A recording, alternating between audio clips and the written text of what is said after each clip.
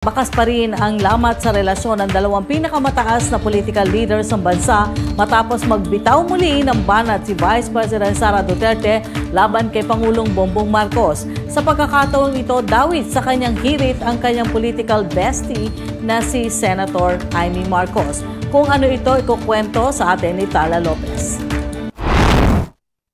Sa isang campaign rally sa Maynila, binakbakan ni VP Sara ang Pangulo at sinabing ibang-iba raw ito sa kanyang kapatid na senadora. Para kasi kay VP, mas kinikilingan niya ang presidential sister kumpara sa Pangulo. Tumatak kasi aniya ang nangyari noong 2023 kung saan tumutol ang senadora sa iminungkahing plano ng Pangulo. Tulad na lang na magkaibang tao kami ni Pangulong Rodrigo Duterte. Si Pangulong Rodrigo Duterte ay hindi si Inday Sara Duterte. Si Bongbong Marcos ay hindi si Amy Marcos.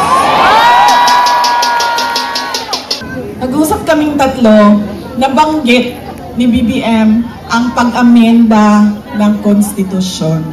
Nakirinig ko at nakita ko talaga na sumagot si Senator Amy. Sabi niya, that is a dangerous thing.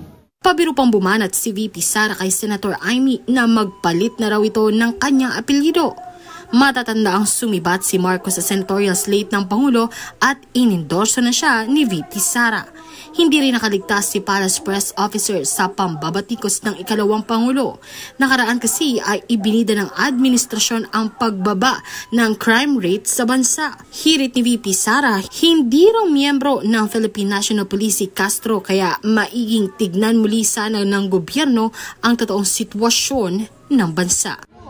Hindi naman po ang ang si Claire Castro Philippine National Police. So dapat tingnan nila yung data ng Philippine National Police at bumaba sila doon sa mga barangay at komunidad para makita nila yung reklamo ng mga tao, lalong-lalo na doon sa mga nangyayari na hindi nare-report sa mga police. Samantala, sa parehong campaign rally ay tila may pahiwatig si VP Sara sa susunod na presidential elections nang sabihin niyang tatanggalin na niya ang seal ng kanyang opisina at papalitan ng seal ng Office of the President. Ako, si Tala Lopez para sa Kwentong Politiko.